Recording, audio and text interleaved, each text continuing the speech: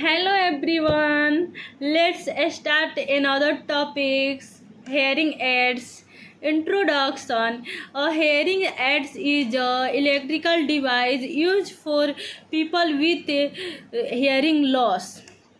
It amplifies sound and makes hearing and communication easier.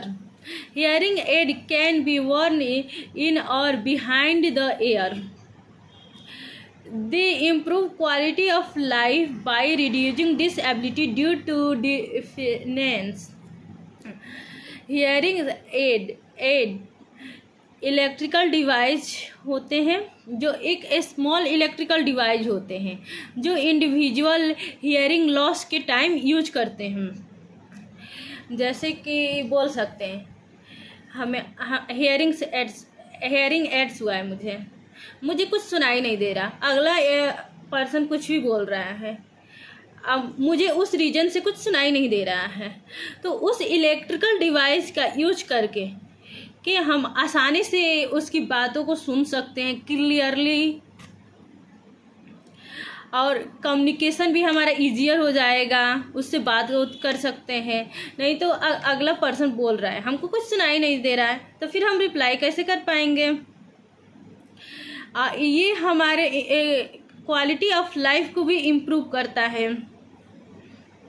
Definition: A hearing aid is a small electrical device that amplifies sound and help a person with hearing loss to hear more clearly and communicate better. Hearing aids एक small electrical device होता है जो amplifies sound, जो sound को clearly individual सुन सकता है ये hearing loss के टाइम, और हमारे कम्युनिकेट को बेटर बना सकते हैं। जैसे हम किसी से बातचीत कर रहे हैं उसको हम बेटर बना सकते हैं। Plain the role of nurse in communication with hearing impaired and muteness. Role of nurse in communication with hearing impairment and muteness. The nurse play a vital role in communication with hearing impaired and mute patient by using clearly speech, lip reading, gesture, writing, and sign language, and providing emotional support, education, rehabilitation. The aim is to reduce barriers, ensure safety, and improve quality of life. इसमें nurse का ये role होता है कि nurse play a vital role in communication, मतलब उसके बातचीत करने का तरीका, फिर उसको क्लियरली स्पीच। जैसे हम पेशेंट से कुछ क्वेश्चन पूछ रहे हैं, वो कैसे रिस्पॉन्स कर रहा है, उसका लिप रीडिंग देखेंगे कि वो कैसे बोल। जैसे मान कर चलिए ये पेपर है, इस पे मैंने लिखा है ABCDE, ठीक है, और 1 2 3 4 5 है। तो पूछेंगे भैया, मतलब उस पेशेंट से हम ये पूछेंगे ये बताइए इस पे ये कौन सा अंक है, तो वो कैसे रिस्पॉन्स कर रहे हैं, कितना जल्दी कर रहे हैं, वो हम देखेंगे। उनको सुनाई दे रहा है कि नहीं, वो सही से रिस्पॉन्स कर रहे हैं कि नहीं, ये हम देखेंगे। हाँ, और उन्हें हम इमोशनली सपोर्ट करेंगे कि आप टेंशन मत लीजिए, सब ठीक हो जाएगा, बस आप इस डिवाइस को यूज कीजिए, आपको बेटर सुनाई देगा। फिर हम लोग उसके रिगार्डिंग हेल्थ एजुकेशन प्रोवाइड करेंगे, उनकी क्वालिटी ऑफ लाइफ को इम्प्रूव करेंगे। All with hearing impaired patient assess hearing ability, check degree of loss, use of hearing aids। एक जैसे स्केल होता है, मानकर चलिए स्केल है, उससे हम देखेंगे कितने डिग्री ऑफ लॉस है उनका, जो हियरिंग एड्स है कितने डिग्री तक लॉस है वो हम पता करेंगे। फिर use of the hearing aids, फिर हम उस हिसाब से मतलब उनको हियरिंग्स एड्स का यूज करने के लिए बोलेंगे। Gain attention first, call patient by name और टच जेनेटली बिफोर स्पीकिंग। पेशेंट को कॉल करें मतलब बोलेंगे कि आप अपना नाम बताइए, वो कैसे रिस्पॉन्स कर रहे हैं, वो तुरंत उसी टाइम रिस्पॉन्स कर रहे हैं या फिर सोचने लग रहे हैं कि अगला मतलब फिर क्या बोल रहे हैं, फिर हमको रिपीट करना पड़ेगा। Third, face to face communication. ये वो मेरे सामने बैठे हैं, मैं भी उनके सामने बैठी हूँ, तो यहाँ पे speak directly, maintain eye contact और लिप रीडिंग। तो मैं उनसे क्वेश्चन पूछ रही हूँ कुछ कि बोलिए आपका नाम क्या है। स्पीक डायरेक्टली, मेंटेन मतलब वो डायरेक्टली मतलब बोल पा रहे हैं कि नहीं। आई कांटेक्ट उनका चेक करेंगे कि मतलब आई कांटेक्ट सही है कि नहीं, मतलब उस रिस्पॉन्स कर पा रहे हैं कि नहीं। फिर उनका लिप रीडिंग देखेंगे कि वो कैसे बोल रहे हैं, तुरंत रिस्पॉन्स कर रहे हैं कि नहीं। Fourth point, speak clearly and slowly, use simple word, do not shout. मतलब हम सिंपल वर्ड यूज करेंगे, डू नॉट, कोई शाउट नहीं होनी चाहिए। स्लोली बोलेंगे उनसे। Use visual retain notes,